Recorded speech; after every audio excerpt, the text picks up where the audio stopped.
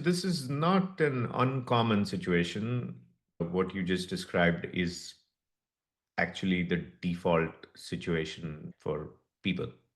First, it's worth recognizing there is an implicit point here that perhaps is worth making explicit and questioning is, does it need fixing at all? Because the implicit point is, yes, this needs to be fixed. That's what anybody would say or think. But I would say first start by asking yourself, does this need to be fixed? And to what degree does this need to be fixed?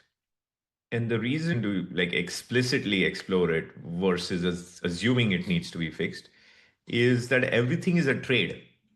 So again, just to generalize the situation is that, okay, I'm doing some work and the work has some positives, also is accompanied with meaningful, significant pain, and doesn't give me that sense of connectedness and doesn't give me that sense of perpetual joy. And so perhaps feels less than worthwhile. And I am not quite certain or sure like what I should do and how I might go about doing what I should do. Right. So that's the gist of the situation. Actually, it's the default state for everyone or almost everyone. The observation that this is a trade is a very important observation, which is like, do you want to live in civilized society? And do you want to enjoy the benefits that living in civilized society offers?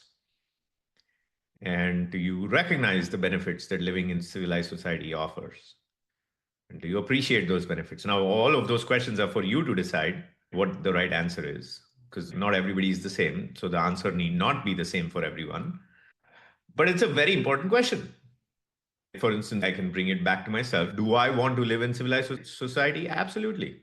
So if I want to live in civilized society, now I have to accept the trade of, okay, here are all the benefits I get of living in civilized society, and I appreciate those benefits. And because I appreciate these benefits, well, isn't it a natural law that I'll have to give something in return? And okay, so what is it that I'm giving in return? Well, it's the pain, right? I am bearing the pain. I am bearing this suffering, whatever this suffering is, from idiots at work, from the politics that happens at work, from, yeah, just all the hilarity and the tragedy of what goes on in every company.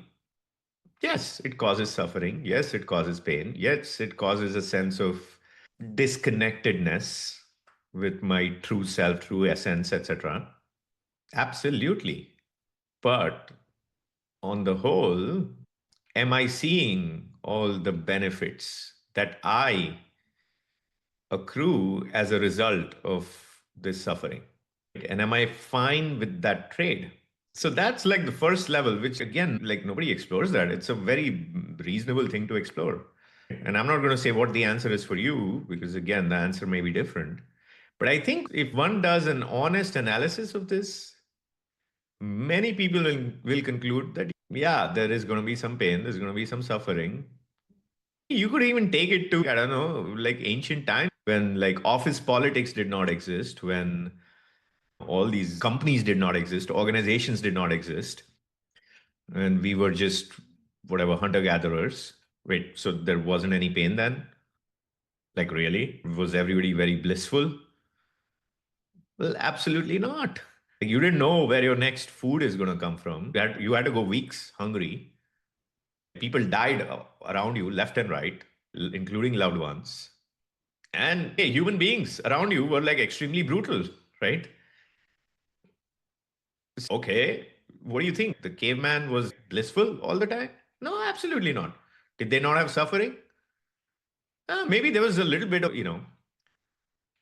lack of self pity around that. So actually, that was a feature. You just took it as part of life. And therefore, there was a little bit less suffering, but there was definitely pain, like intense pain, right? The only reason I mention this is like you can play this out throughout human history. There is pain, there is suffering. This is not any new news, right? Buddha said it like thousands of years ago. So, yeah, there is pain, there is suffering.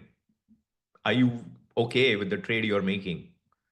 That is the question. All right. So, why does this direction help some people? So, society has like basically successfully created an illusion, and many of us believe the illusion. The illusion is that your life needs to be perfect and can be perfect. And so, like any imperfection we find, now we are like, it kind of creates anxiety, it creates stress within us. And so, and again, I'm not saying everybody has to subscribe to this philosophy at all, but what I am saying is that consider to what degree, because you'd also mentioned that you'd been doing a lot of things in your life because of just society and the expectations and the commands and the suggestions and the recommendations made to you by society, including education and vocation and all of those other things. Okay, do you realize that you are also being fooled by society right now? By the way, being super blissful in your work is just an artificial construct that has literally been created in the last 20 years. So it's a very recent phenomenon. And it's a complete, like, it's a dream. Not all dreams are true, right? So it's worth considering that for that reason, because one can then perhaps develop a higher degree of maturity to see work for what it is. Okay, so we can now bring this to competence, because ultimately, competence is your best key to joy. Because what I'm hearing is there is no joy or there is little joy. And so ultimately, it goes back to competence. Everything goes back to competence. There are basically two factors to consider. One is, have you picked a vocation at which you can be highly competent? And second, if yes, then are you highly competent? Are you getting increasingly competent at it? Because yes, work is never going to be perfect, and in fact, it's going to be painful, etc., etc. But if those conditions are true, if those two conditions are true, then a couple of things will happen. Number one, it provides an adequate counterbalance to all the pain and suffering. Not just passive counterbalance, but also an active one, in that you will be able to resist the pain. You will be able to prevent some of the pain. You'll be able to manipulate the system skillfully in a way that it doesn't create the pain and the suffering. So that's one aspect of why competence matters. The other aspect of why competence matters, and it's the main thing that matters in this joy thing, we're just programmed to get joy out of things that we are competent at. And so it's not like what they say, oh, the thing I love. Most people, if they made their hobby their job, they would hate it. It's not the activity, it's the fact that it's a job is why you hate it. Right. But if you're competent at it, it kind of provides that active counterbalance to the pain and suffering. So that's why competence matters. But the third reason competence matters is as you get more and more competent, like it has to show up in your work. It has to show up in the results of whatever it is that you're working on. And then ultimately, it has to show up in terms of payoff to you personally. Again, logically, it has to. And so, as it shows up in terms of payoff to you personally, that starts to give you greater optionality to pursue things that perhaps are more aligned. And that thing can be a different company or a different title or a different type of career progression than the typical one, whatever the case might be, a different geography for you, if that's what you care about. Again, everybody's situation is different, their desires are different.